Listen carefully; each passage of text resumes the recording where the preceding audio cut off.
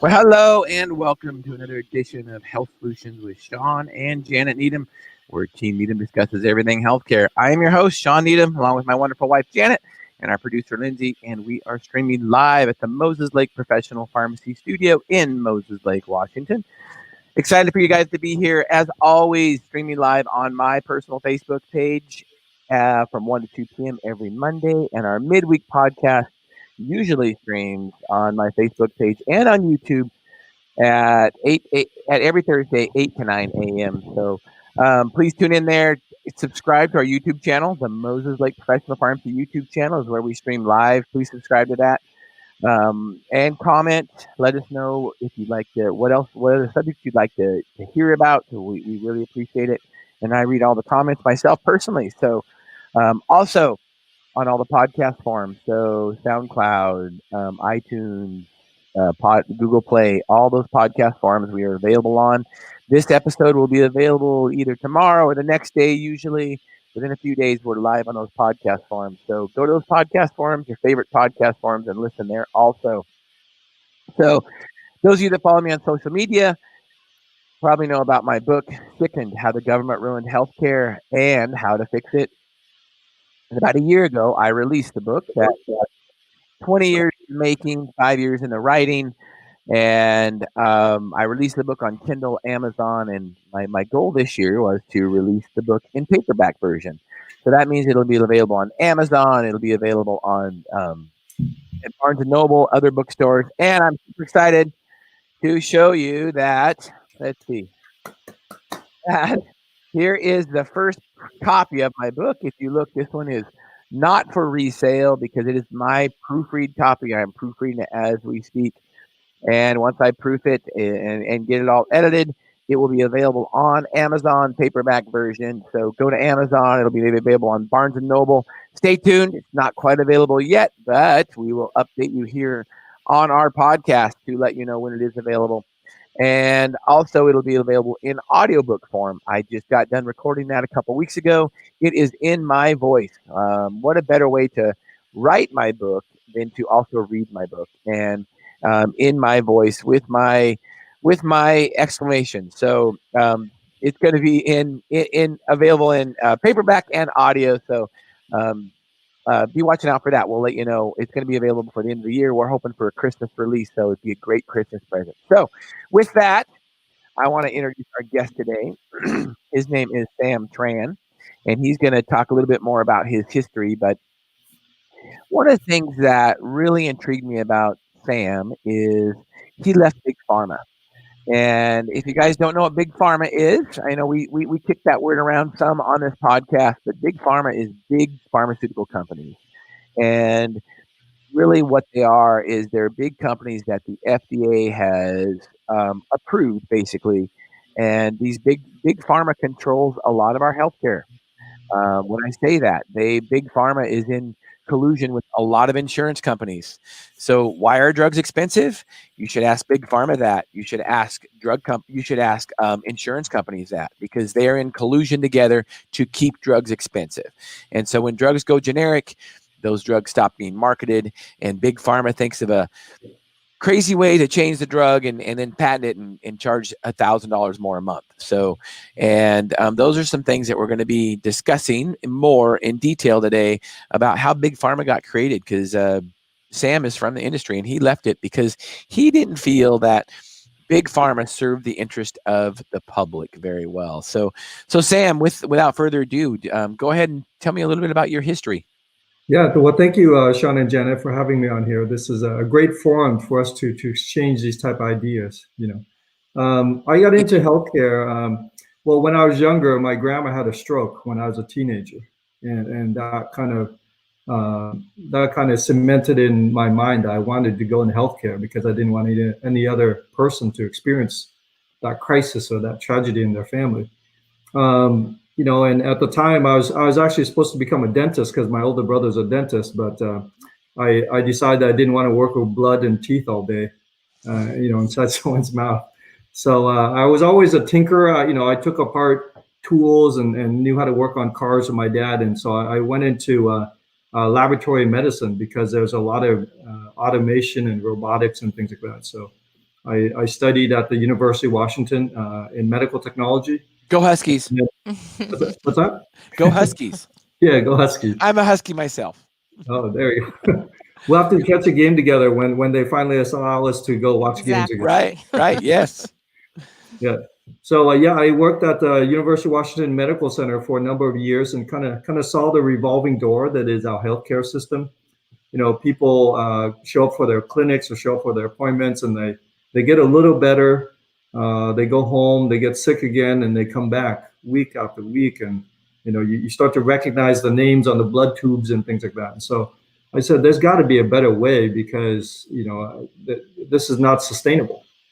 And so at that time, I think it was back in the late 1990s. That's when I went into cancer research, went into pharmaceutical research, thinking that I was going to be a part of some big discovery and race for the cure, find the cure, and all those things. But after being in the career for over 20 years, it just dawned on me that we're not going to cure anything. Cures are actually illegal. Which is, if you say you cure something, the FDA is going to come in and shut you down. And so it's very ironic. And so, wow. It's, I just saw, and ironically, I ended up working I ran the clinical pathology laboratory at Amgen, which they make Epogen and Neupogen, a lot of cancer support therapies. And my department was part of toxicology. So we were charged with looking at the side effects profile of all the drugs on the blood work, the hematology, the clinical chemistry profile. And after a while, I said, man, can you guys make something that's non-toxic? Just one thing that's non-toxic. And that's when it dawned on me that we don't make anything. Everything we make is toxic. So it was kind of like an eye-opening realization of what I was really a part of, and. Yeah. So tell us a little bit about how old is Big Pharma? We think that, I guess just tell us a little bit of history of Big Pharma. You know about that personally. Tell us a little bit of history about Big Pharma and how it got started. Yeah, so actually Big Pharma is only about 110 years old, somewhere around there. For the longest time, there was a allopathic, homeopathic type of medicine, right? People using roots and herbs and leaves and tinctures and things like that. That's gone on for thousands of years, whether it's Ayurvedic medicine or Chinese medicine or Native American, medicine men, right? And so that's gone on for forever. And so with the discovery of crude oil by the Rockefeller family, well, actually, they didn't really discover that. They just cornered the market. Right. Yeah. And then they did the same thing, because the Rockefeller family, Standard Oil was actually broken up by the U.S. government, for being like a monopoly. A monopoly. Right. The Sherman Antitrust Act in the 1890s. Yeah. Exactly. So that's after that. That's when they diversified their portfolio and went into other different fields, and healthcare was one of those fields. And so the application there was, how can we apply crude oil to healthcare? And so, but it started with John D. Rockefeller and funding a lot of schools, funding a lot of research. Because at that time, Western medicine was the new kid on the block. No one wanted to use, toxic chemicals. They wanted to use, herbs and tinctures and flowers and roots and things like that have been time tested. And so they had to support all this research. But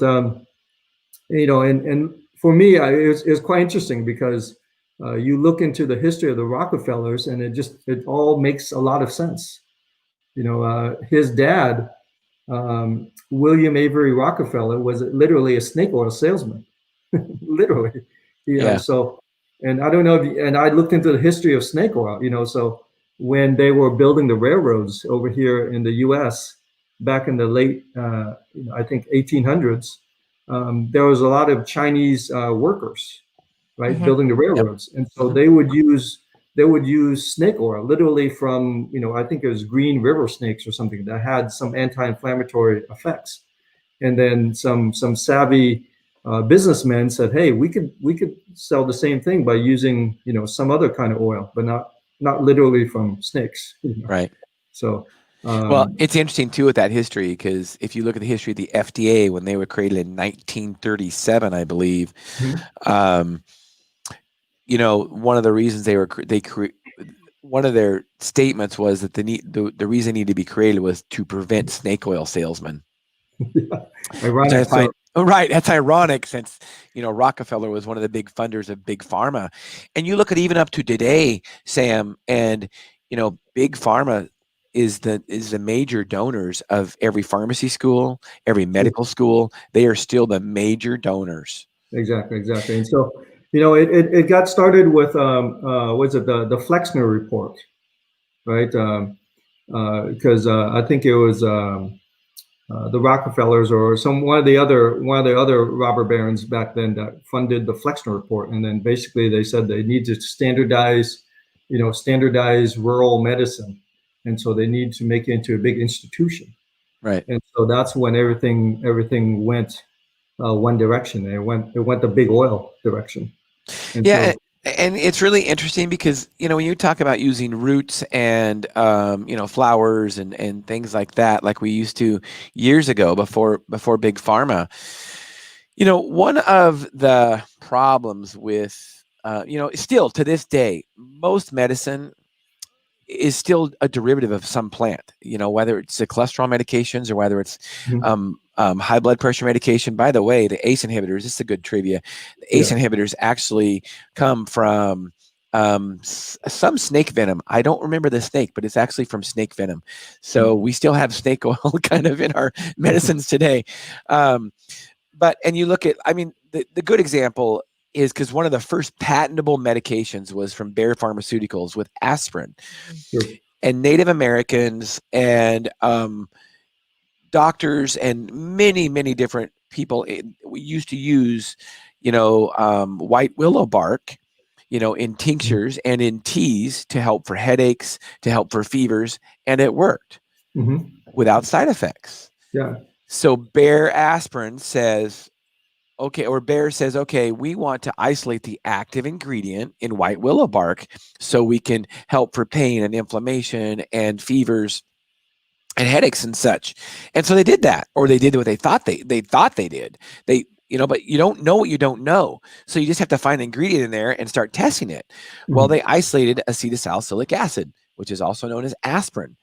And here's the problem, as people know about aspirin, it causes horrible side effects. It causes gastrointestinal bleeds, and it can cause stomach irritation and kidney problems long term, whereas white willow bark never did that. Now, here's one of the problems when we try to isolate one pharmaceutical from a plant. We only know what we don't know what we don't know. So we try to find that ingredient when in reality there's probably multiple ingredients in that plant that help it to work synergistically, meaning better without side effects. And there might be other properties in that plant that help to prevent side effects.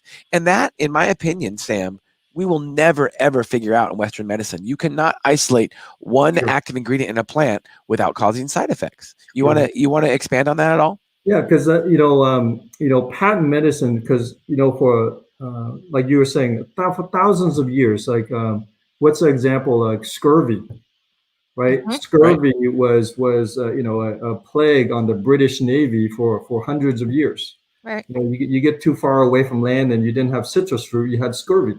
Right. And so when they talked to I think when they arrived in the New World here, they talked to the Indian people and they said, oh, that's not a problem. We could take some of these leaves or these pine needles and make a tea out of it and drink it and cure your scurvy. Right. And even decades after having that information, the British Navy never implemented that easy fix, right? Because it had to be something else. It had to be viral. It had to be some bad spirits on the ship and all sorts of crazy things. Right. Well, a lot of times we don't want to admit, we're going to get to this later in our podcast, but a lot of times we don't want to admit that, most any disease can be treated with diet and lifestyle modifications, period. So back on big pharma, what do you have to talk about, because you were involved in phase 4 clinical trials, and that's kind of shows the safety of the drug. You hit on that a little bit, but talk a little bit about phase 4 clinical trials. Yeah, so I think everyone knows about phase 1, 2, and 3 clinical trials, right? So phase 1 is safety. It's usually a smaller number of people. Well, there's preclinical, right? So preclinical meaning before it goes into the clinics, before it goes into humans. They test it on rodents and things like that, right? To screen the drugs. And so phase 1 is a small human clinical trial. Phase 2 is a little larger, and phase 3, maybe 1,000, a couple thousand people. But those are the 3 phases of clinical trials that most people know about. But most people do not know about phase 4 clinical trial. Phase 4 clinical trial happens after the drug is approved, right? Then basically it's on the pharmacy shelves, and it's at Costco and Walmart and everything. And then they start collecting data in hundreds of thousands of uses, right? And they collect adverse side effect data. And then when there's enough data, that's when they pull the drug off the shelves. And so we've seen that with Vioxx, a number of years ago. People started having heart attacks, because it didn't pan out because the numbers in the phase 1 and 2, 3 clinical trials were not significant enough. Just not enough people. Yeah. Right. And we saw it with Trovan. We saw it with Posicor, a calcium channel blocker. Trovan was a fluoroquinolone for infections. And here's the one I find most interesting, is that, as we all know, maybe we don't, but that's why we have this podcast, to educate and empower consumers. One of the most popular classes of drugs today in the United States are statin drugs. You're familiar, right, Sam? Yes. Statin drugs to treat high cholesterol. Janet and I both find it interesting that a few years ago, of course, lovastatin was the first one. Lovastatin was isolated from red yeast rice. It is from red yeast rice has been used to support, healthy cardiovascular, to support cardiovascular health for years. So, of course, the drug company wanted to patent something out of it, and they found out lovastatin was one of the things that helped to lower cholesterol. Unfortunately, lovastatin has lots of side effects, like rhabdomyolysis for muscle pain. It breaks your muscle down, and it also has liver side effects. It can elevate liver enzymes, and it can be hepatotoxic, liver toxic. So once those drugs came to market, we all knew that, but I mean, the drug companies, as they're always good at, is like, okay, this patent's running out. Let's find another one that's just similar to it, and we'll put it on the market. So lo and behold, Baycol comes out. B-A-Y, you guys can look this up, B-A-Y-C-O-L. It was a statin medication, and it was on the market.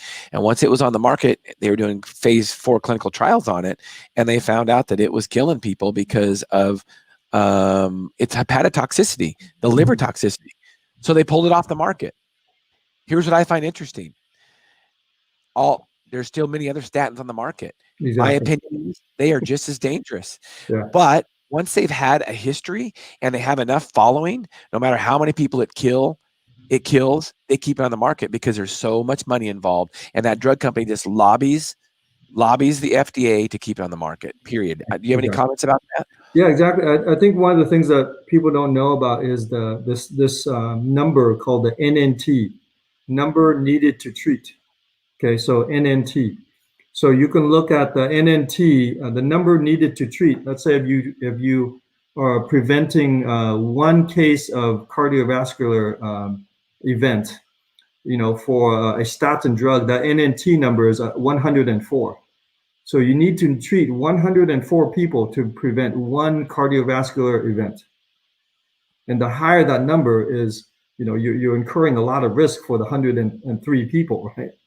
And so these numbers are crazy, and that's what people don't realize, is that you're being sold a bill of goods, essentially. Right. You know? With the confidence that it's been approved to be Yes. healthy for you. It's certified, it's FDA approved. Right. It's, you know. Right. Yeah. And that's one of the problems. That's why I don't like government agencies approving anything, because what it does as consumers, many consumers will wash their hands of their own responsibility and say, well, it's FDA approved, it must be safe and effective. On You know, TV. there's right. And I can tell you as a pharmacist, I don't believe that. And there are many doctors, and kind of the question many doctors ask themselves, at least the good doctors, they will say, let's see, would I prescribe this to myself or my family yet? No, it hasn't been on the market long enough. And that says a lot. Exactly. You know, Yeah, so it's quite interesting because you know, I come from a world of chemistry, but I realize that the most difficult thing that you can do in chemistry is simplicity, Right. right? And nature always does the most difficult things in the simplest way.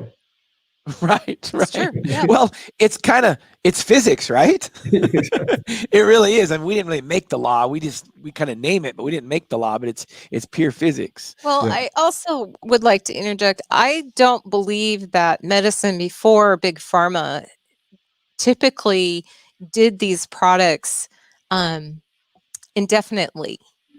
Our model is that if you go in and you have high blood pressure, you're on that high blood pressure For life. for a life.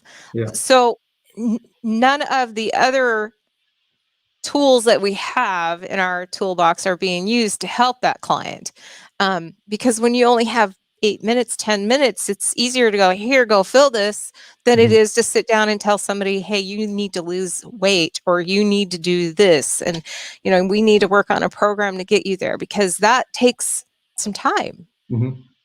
Well, and that's part of the problem, is that, you know, drug companies are in collusion with insurance companies, and insurance companies basically dictate what doctors can prescribe, period.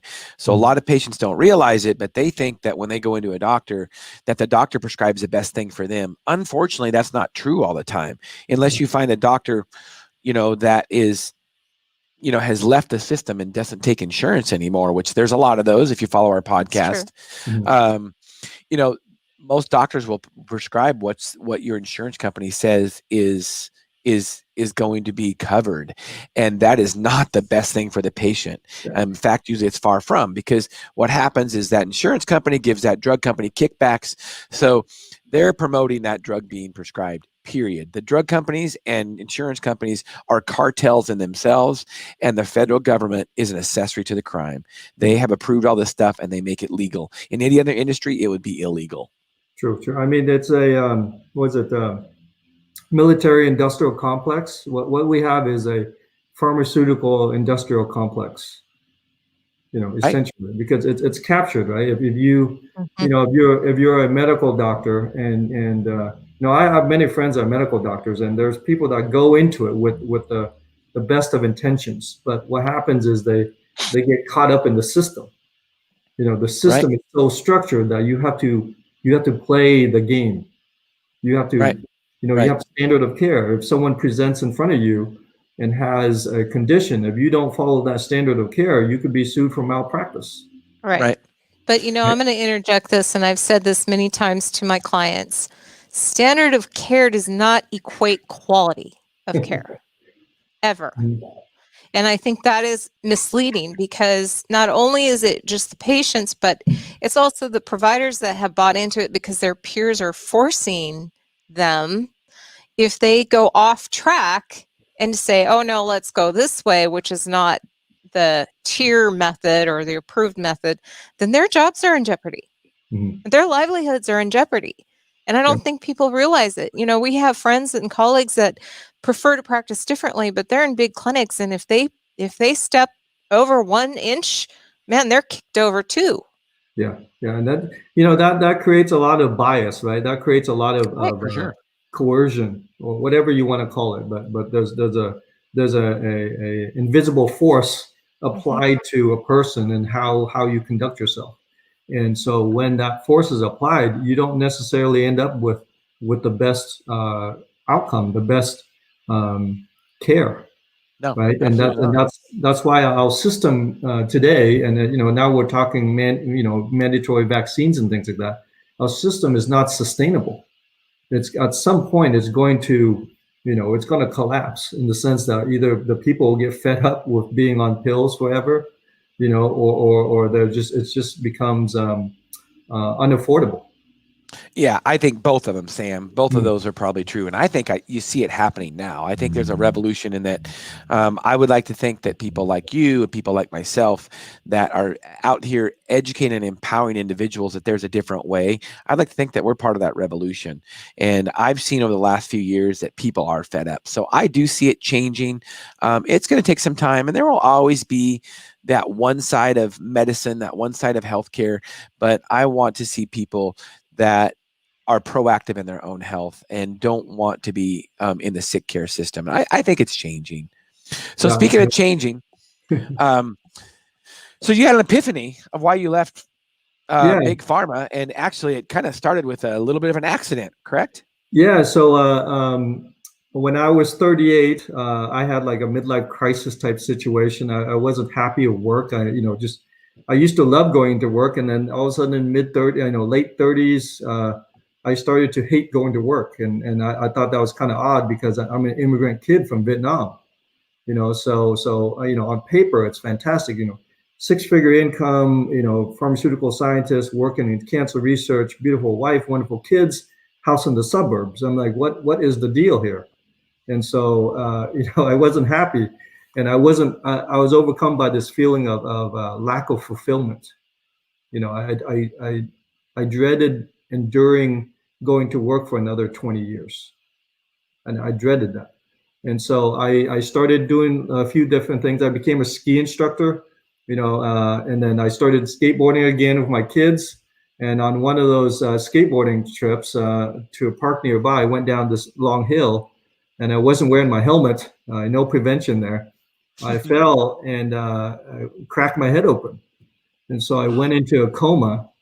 Ooh. And during that coma, I experienced seeing heaven, and the love and acceptance that is heaven, and that completely changed my my outlook on life when I woke up from that. And then that's and that precipitated me having a moral crisis.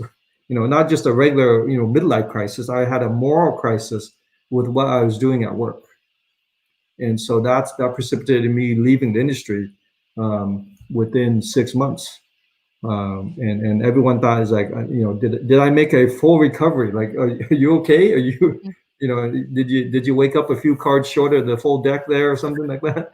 And Right. so, yeah, but that, and so basically what I do now is I help people have that paradigm shift without paying the full price of a crisis or a tragedy or going into a coma, because I Right. think we're so entrenched in our bias towards Western and modern and complex, that it will take some kind of crisis or some kind of tragedy for us to wake up, because there's nothing else. Logic is not going to wake people up. Yeah, that's true. I can personally talk about that. I talk about it in my book, actually. My epiphany was, 10 years ago, I was 60 pounds heavier, and I had a lot of chronic diseases, including hypertension, including high cholesterol. My knees hurt. I'm sure I could have found some doctor that would have done surgery on my knees. My feet hurt. I had plantar fasciitis. I'm sure I probably could have found some surgery for that too, or at least anti-inflammatories for the pain. But I decided to change my life and lose weight. And, it changed my life. It literally changed my life, and it changed my family's life, because, it also got my family on a healthy lifestyle also. So it's very personal for me, and that's why one of the reasons I do this podcast is to, like you talk about, make people make that shift into health and wellness and be proactive in their health. Yeah, and I think we're all going to get to, especially 2020, right? 2020 has been really, maybe a red pill year for a lot of people, a wake up years that like everything's going crazy, and so you can't help but question, like, what is going on? Like, what's are we going to have alien landings? Right? It almost feels that way. Right. Right. And so it's a good year for people to have that question reality, question the world, right? Because I think we're being told a script. We're being told a story, and it doesn't add up. And so that's what was in my mind. It's like the story didn't add up. Can you get more specific about that? I'm assuming you're talking specifically about COVID, correct? Yeah. So when we're faced with danger as an animal, we don't need a newsletter. We don't need a broadcast to tell us that we feel it. We feel the danger, like Yes. it's intrinsic, it's instinctual. You hear something loud blow up and flames, and you automatically back up and run the other way. There's Right. no way, like if someone's standing there with a loud horn telling you, "Oh, it's safe," it's just pyrotechnics. You're gonna be you're gonna be going the other way anyways. But I see humans right from the get-go. There was this newness. There's this newness to this COVID. It's a novel virus, right? Right. It's a brand new virus. We don't know anything about this, right? Well, there's nothing new under the sun. There's just absolutely not. People discovered, the new world, and there's already people here. Sorry to Christopher Columbus, but Right. there's already people here in the new world, and so there's nothing new under the sun. It's just made into awareness, and so I see a lot of this propaganda and a lot of this fear going on around this, and I think more and more people, as the whole year has progressed now, they're realizing that as they try to resume life and try to do like Thanksgiving and things like that, it's just like, wow, this is actually a control state. It's a police state almost. But people are realizing that there's something amiss here, and Well, it doesn't add up. Yeah, I like what you have to say about that, because I've been saying it for months that it's not a novel virus. It's kind of like we only know what we know. So when all of a sudden we're looking for something, yeah, we can put a name on it. But it's kind of like going to that plant and finding out what's the active drug in it. We don't know until we look. So now we can name something COVID-19. Does that mean it's only been out since 2019? My thought is I doubt it. Now, Yeah. you could argue that it was, genetically engineered and it was human made in a Chinese laboratory. I don't know about that, honestly. But here's my point. Our bodies have been fighting viruses like this for thousands and thousands of years. And like you said, it's a great proverb in the Bible. There is nothing new under the sun.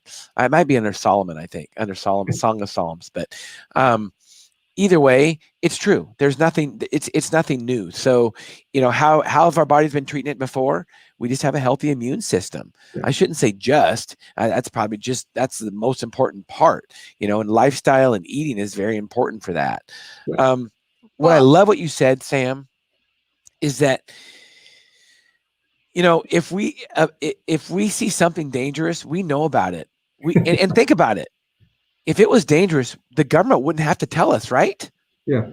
Does the government tell us that an explosion is dangerous?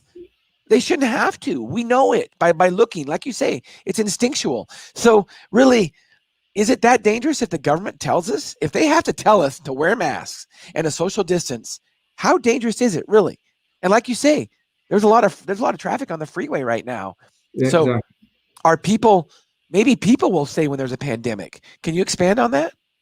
Yeah, so I think, when the word pandemic is used, right, it's because everyone thinks about 1918 flu pandemic, right, where 10, 15, 20% of the world population decreased. Well, that's just math, and math doesn't lie. So I look at world population growth by year. Every year, the world population grows by 80, 81, 82 million. And so 2020 is going to be the exact same as all the other years. And you're Correct. Like, what kind of pandemic, makes the world population increase at the same rate? Right. Right. If it was dangerous, we would know about it. I mean, literally, people would be staying home and everybody would be dying, not just the immunocompromised and the sick. And I get it. There are some people that fall through the cracks that are young and maybe know underlying conditions. Although I would like to see more about those individuals, because in general, they're an exception to the rule. It's mostly the elderly and the immunocompromised. I'm not saying they're not important. They're very important, but this is something that we've been dealing with for hundreds and thousands of years. We should do it the same we have in the past. Yeah, and in a way, it's a little bit of a sleight of hand, right? Because we know the industry is there to push a pill, a shot, push some kind of human intervention, some kind of new medication, new procedure, or something like that. But yeah, new vaccine, right? New vaccine, right? And so that's the business model, right? I mean, if sunlight cured everything, there would be no business. Right. Right. So it's got to be something that nature doesn't make. Right. It has to be, because otherwise, if it was something that nature makes, I wouldn't have a business model here. Right. Janet, you had something to say. Go ahead. Yeah, I think Tran is hitting on it, because my feeling is that there is a group of population that is always going to be susceptible to infection, and it is serious for them, and we're not denying that. The one thing that I feel that isn't really being told in this scenario, and I'm going to put the media to blame for this, and even just the healthcare industry, our bodies have an immune system. True. And if we are healthy and take care of our bodies, we have a great chance of being able to fight it. And I really feel that we haven't given us as a species a chance to say, oh yeah, we fought it very well, and this is what our success is, because all we talk about is cases and deaths. We never talk about the success of it. And to me, that is a little skewed, because there's going to be more people coming out and saying, yeah, I tested positive, but I really wasn't, this or that. And that again is showing you that, their body responded. And I'm not saying that there aren't going to be people who respond terribly to it, but that's true of the flu too. That's true of other infections. Our bodies sometimes, if we're not healthy, can't fight something. Exactly. And so that's part of the magic show, right? Because there's a bit of a sleight of hand where the language is changed, right? Where basically we're going to address the symptom and not find out what the root cause is, right? We're going to offer a solution, right? Another intervention, as opposed to a lifestyle change, right? So, cardiovascular, cancer, and diabetes are, I think, the top 3 risk factors for COVID, right? So we have to look, okay, well, why is someone in that population, right? Why is that someone in that demographic, right? So I want to share a screen with you guys here. Please. Share screen. Okay, let me go into applications here. Okay, so here, so that's the wrong one. Let me get the other slides here. That's me when I came over to America. Okay, guys. Oh, I want to hear that story though. Yeah. So this is. Let me make this a little larger here so you guys can see here. Can you guys see that? Okay. Yes, we can. Okay. So this paper came from the National Institutes of Health, NIH, and it was actually published on the American Diabetes Association. It's called The Paradox of Progress. So as a society, the more that we progress and modernize, we have conveniences, right? Conveniences made by our agriculture, industrial chemicals, pharmaceutical, consumer products, right? And then those are the sources of many man-made chemicals in our society, right? And basically we have exposure to those via going through the skin, transdermal, via breathing, inhalation, and ingestion via our food. And then these chemicals are so small, they actually they actually cross the placenta, so they go from generation to generation, just like Agent Orange back in Vietnam War and things like that. Well, these chemicals do come in and they stick to fatty tissue. Basically, the body will clear what it can, and the rest that is not cleared will be put into fatty tissue for like long-term storage until the body can get rid of it, right? So that's fatty tissue, pancreas, liver, brain, skeletal muscle. So every person is about You know, unless you're a bodybuilder, every person is about 20% fat.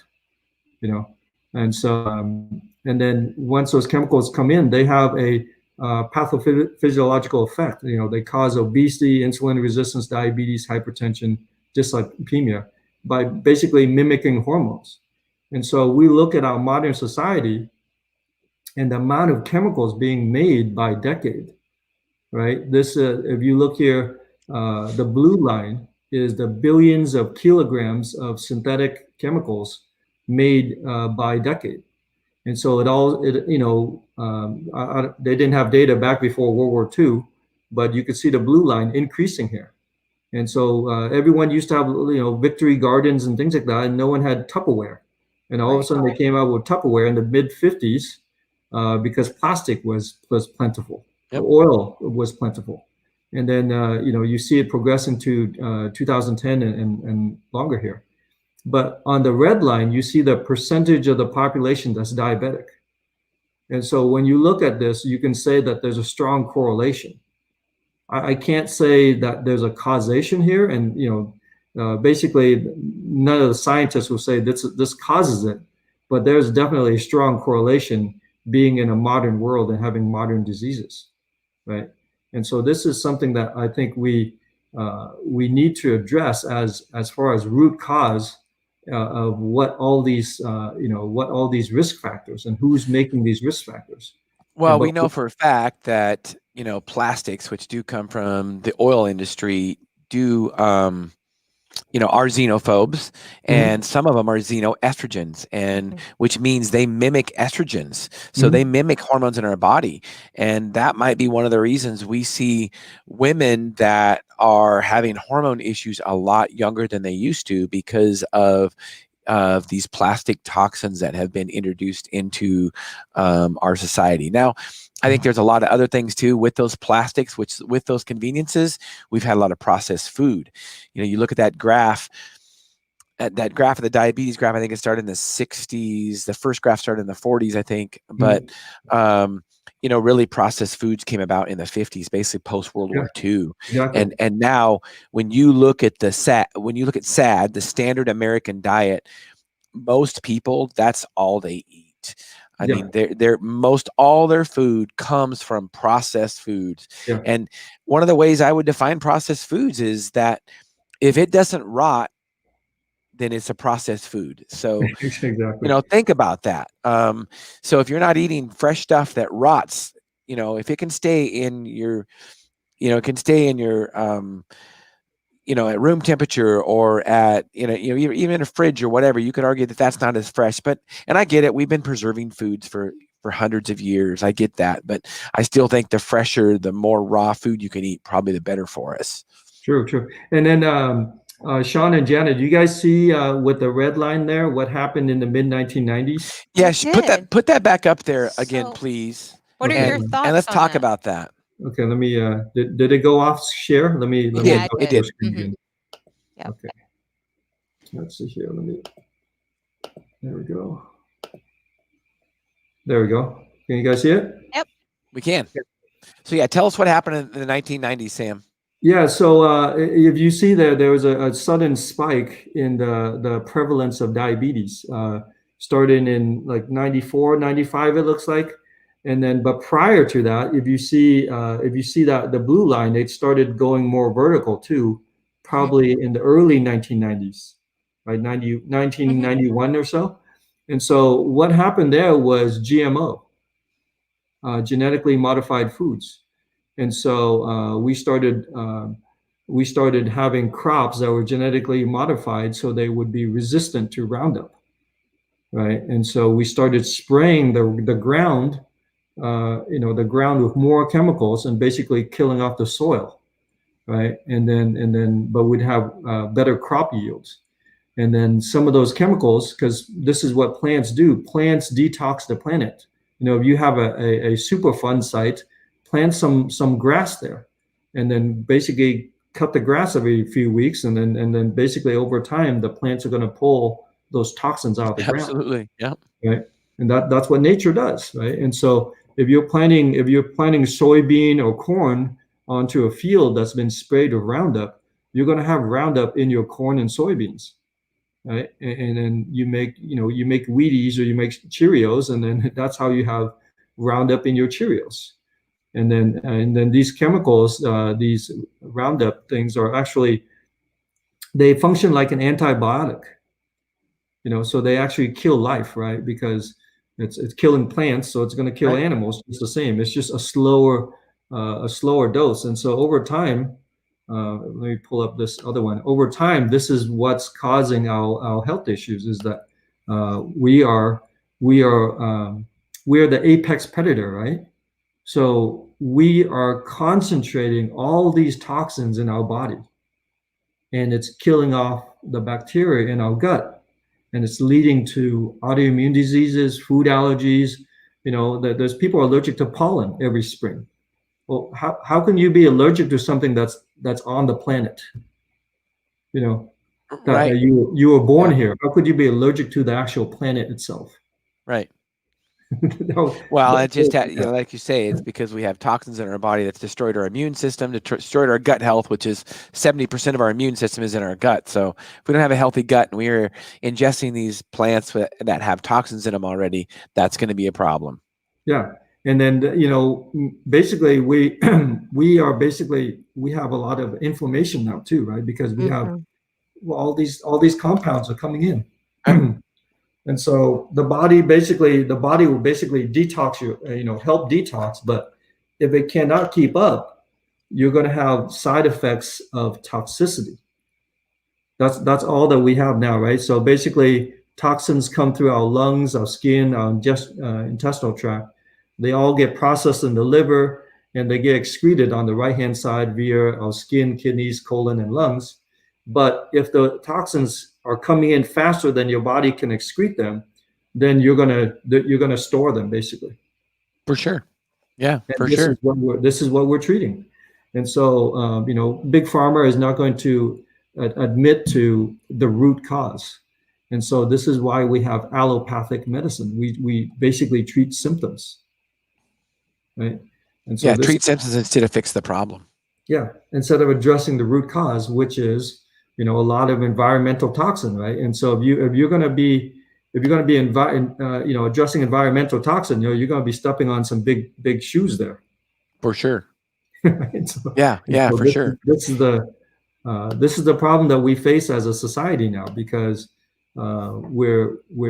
it's unsustainable, essentially. It's unsustainable where this is all going. I agree. And we'll talk a little bit more. We'll end the show with how, what's your thought about how consumers can be proactive in their health. Let's get back to your story about leaving Vietnam. You mentioned in our pre-conference call, you talked about the lockdowns, and mandatory mask wearing are really about control and creating a dependency on the government. True. So you tell us a little bit about your story, because you're from South Vietnam, correct? Yes. Yeah. So I grew up in a city in the very southern tip of Vietnam. It's called Cà Mau in Vietnam. So I left there. We left in, I think, 77, 78, somewhere around there. I was 6.5. And so my dad was in the Southern Vietnamese military, right? And so during the Vietnam War, we were allied with the Americans. And so after the fall of Saigon, that's when everyone was kind of like got out of town, got out of Vietnam, right? But we were in the deep South, so we were, somewhat isolated from the communist takeover up in the north, right? And so, but eventually, after a couple of years, they were starting to find out who was in the military, and then who they needed to lock up, basically, and send to re-education camps. So that's when my father, said that we need to hightail it out of here. So let me share something with you guys here. But this was a pivotal document for us to leave Vietnam back in. So it's from the Embassy of the United States. So we had they had this program through the UN where we could immigrate to the U.S. And so, you guys can take a look at one of those pictures and see if you can spot me in one of those kids' pictures at the bottom there. Wow, that's one of those is you.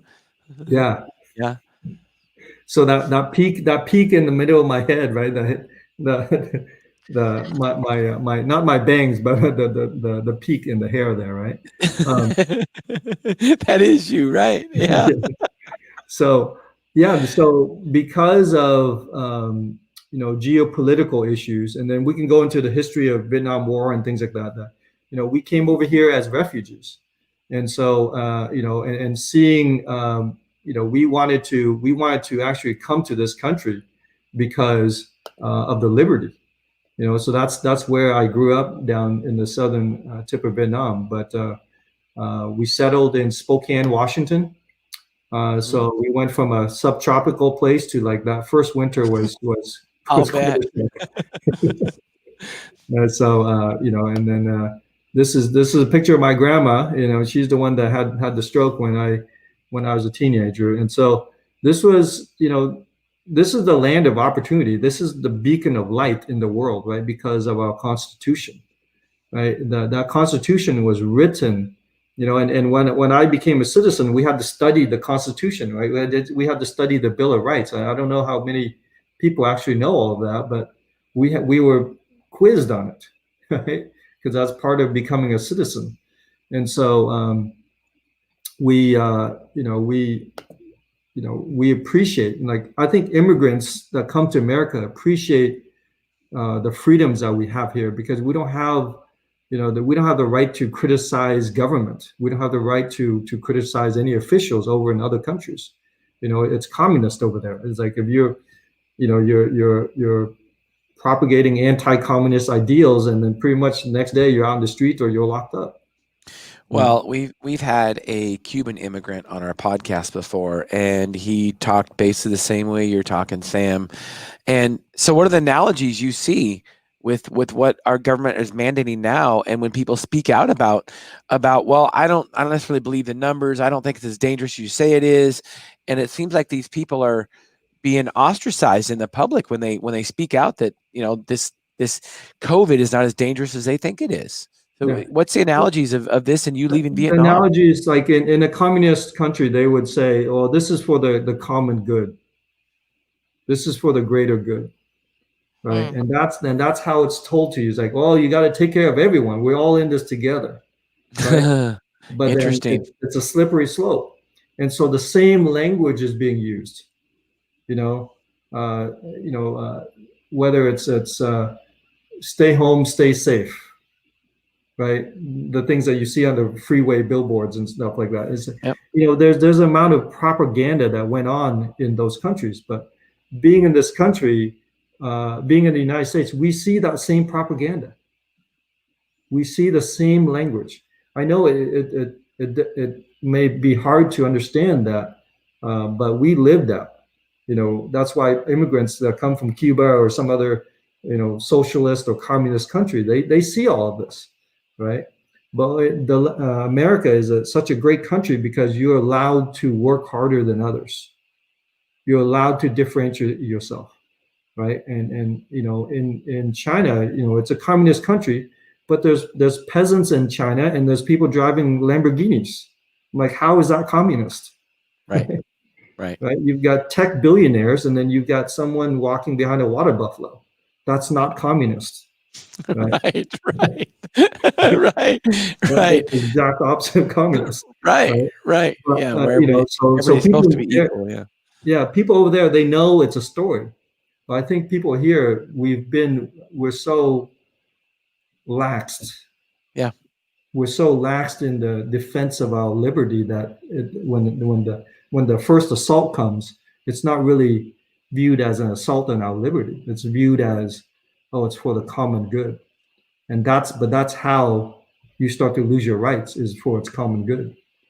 Yeah, I agree with you 100%. And that's why I love having, people like yourself on the podcast that have fled countries like that, because you can educate our listeners and viewers as to what you've seen in real life, and or at least heard from your parents and grandparents, and what may be happening in our country. And to me, it's all about liberty. And I think people should be able to make their own choices. I think there should be good education out there. I don't think it should necessarily be the government, or it shouldn't be the government at all, period. Because I think if we just look at history, governments cannot be trusted, period. So I think it's people like you and I that can be out there educating people, and then let them decide. Let them decide if they want to stay home, if they want to wear a mask. But there shouldn't be government mandates about this kind of stuff, in my opinion. So true. Yeah, it's very strange to see, people. The cognitive dissonance is so strong this year. You see people that are so fearful, and they're wondering if they should take this vaccine, and then the next moment they're going, "Hey, I'm going to Costco. Do you need me to pick up anything?" And you're like, "Wait a minute, this thing was literally." Right. Or you're wearing your gloves everywhere you go. Yeah, and so I tell people, like, if this was deadly and a mask really worked, you wouldn't have to tell me to wear a mask. I would steal the mask off your face. Right. That's correct. Right. People will decide that. Like you say, it's instinctual. Yeah. So let's talk a little bit about, because we're all about solutions on this podcast, not just complaining about problems, but we're all about solutions. So what is the solution to all these healthcare issues, including COVID? It sounds like to me you believe in being proactive with health. So tell us what your solution is. So my solution is, I'm going to address the biggest component of your body. The biggest component of your body is water. A 100-pound person is about 75 pounds water. And unfortunately, that water is a commodity today. A lot of people are drinking bottled water because they know tap water has a bunch of toxins in it, right? And so water is a human right. But more and more, it's become a commodity, and so it's polluted with plastics, phthalates, all sorts of things in bottled water, right? So my solution is simplicity. I was introduced to a technology from Japan, and I shifted away from studying sick people to studying healthy people. What do the healthy people do, and just copy them? Just flat out copy the healthy people, right? They grow their own food. They have clean sources of water. They have clean air, and they have social systems. They're social. We're all social animals, right? And so you can just restore those fundamentals: food, water, air, and shelter, right? In a social structure, then we're going to have good long health, right? Not this system that we've created with a lot of dependency on forever chemicals, right? And so basically, I teach a lot of people that, all those that funnel of chemicals coming into our body, that's unavoidable. That's in the system. And so what I teach people now is how to drink this they call it electrolyzed reduced water. It's a medical grade water that you drink, and then you detox your body, right? And so at first I thought it was like some kind of hippie spiritual talk or whatever it is, but I found enough research papers on PubMed, and I've seen enough cases that now I've dedicated my life to just sharing the truth of water to people. Good for you. That's awesome, Sam. That's why we like to have people like yourself on our podcast. So thank you for listening and tuning in today. And Sam, if anybody wants to get a hold of you, what's the best way to get a hold of you? Yeah, so my website is one as an ONE, onetruehealth.life. And then you can also find me on Facebook, as for now, until I jump off to some other platform. But you look me up Sam Tran, and then search Sam Tran in Seattle. And then you'll message me on there, and then basically I travel the world and share water with people. I know a lot of people that drink water. That's right. We all do, right? I love it. And I want to share in my book. So it's a 6-step solution on how to fix healthcare, and part of that, most of it is your health. So personally, it's up to you. You will be the hero. You, the listener, you, the viewer, are the hero. And in the 6-step solution, number 1 is be proactive in your own health. True. And that is instrumental in solving our healthcare crisis. Because once people can realize that they're in charge of their own health, then there's going to be a paradigm shift in our nation when it comes to healthcare, because it'll be truly, it won't be sick care anymore, because that's what we have, is a sick care system. So I don't want to give away the 5 other steps, but that's the first step. You have to download my book on Amazon, Sickened: How the Government Ruined Healthcare and How to Fix It, in order to find the other steps. And I would appreciate you doing that. So you've been listening to Health Solutions with Shawn and Janet Needham. Tune in Thursday, 10 a.m. Pacific time.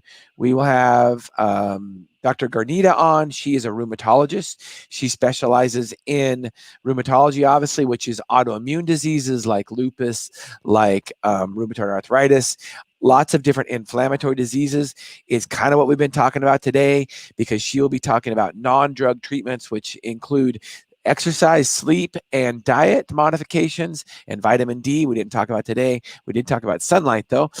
So tune in for that, because you will find out a lot of non-traditional treatments for autoimmune type diseases. Thursday, 10 a.m. Pacific Standard Time. Thank you for tuning in today. You've been listening to Health Solutions with Shawn and Janet Needham. Thank you, guys.